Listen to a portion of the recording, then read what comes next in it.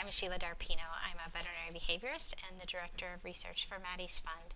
I'll be talking about a recently completed study about dog foster care. I'm really excited to share these results with you.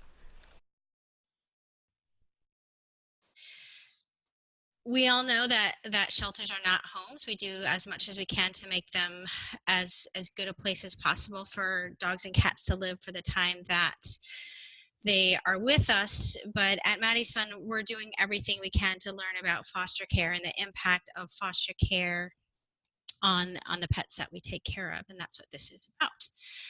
We had an earlier huddle from Dr. Lisa Gunter talking about short-term foster care and stress, and her study found that stress does decrease when shelter dogs went out on a short 1 to 2 day stay with a foster caregiver. So, and anecdotally, she found that behaviorally the dogs were more calm once they returned to the shelter.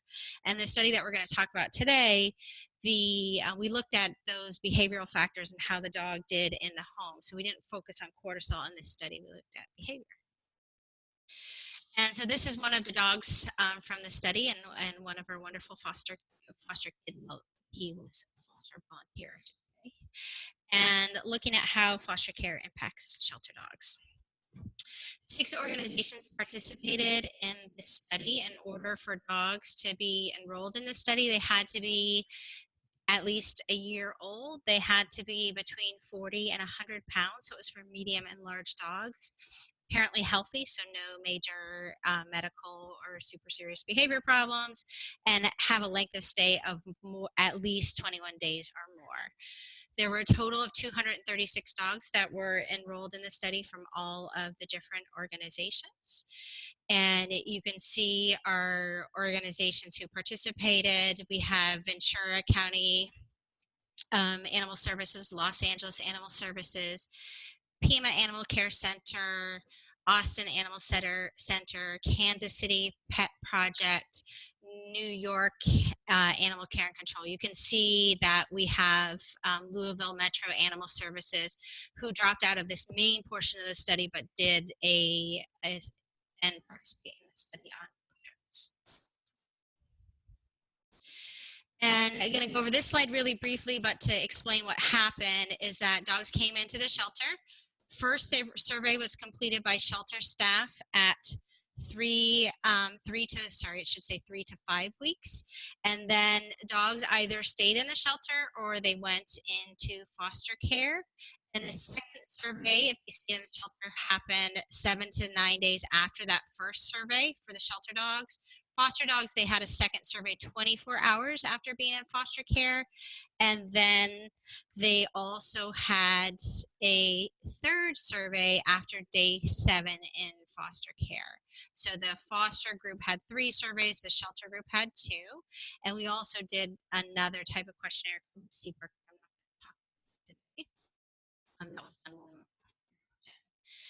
And this is what, oh, that was really good. This is what the survey looked like, a basic set of questions that people answered on a 5-point rating scale in terms of whether the dog displayed a lot of that particular item versus not.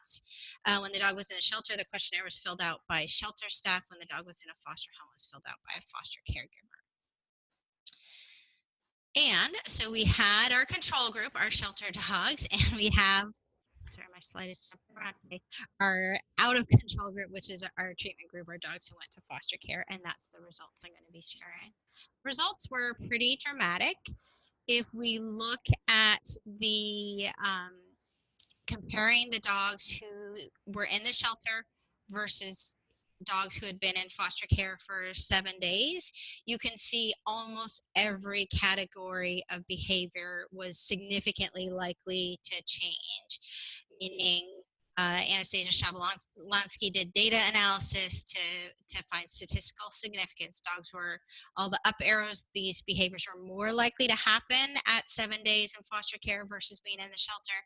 All the red down arrows mean they were less likely to happen. So dogs were more playful, more happy, more friendly to people.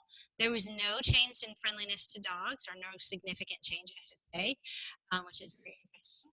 They were more confident, relaxed. They had more good days than bad days. They were also less nervous, less unsure. All of these other categories dropped. Once again, no difference in alert and attention seeking, but less anxious, boisterous, less barking.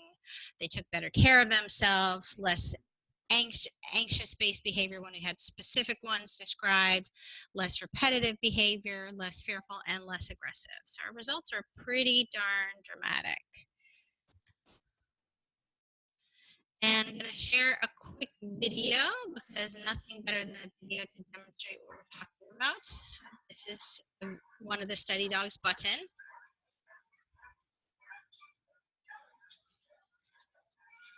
Pretty typical. We all see this all the time, right?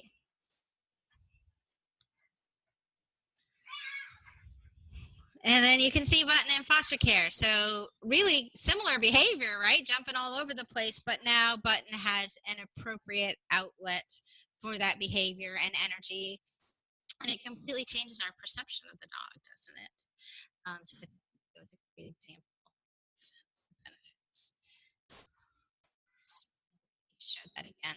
So that is our brief presentation about foster care. We did find changes in all that all those factors, which lead us to conclude that foster care does improve welfare of shelter dogs.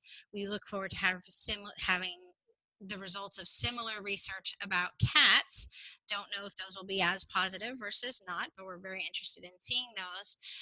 Special thanks to the people who helped on the project as well as the shelters.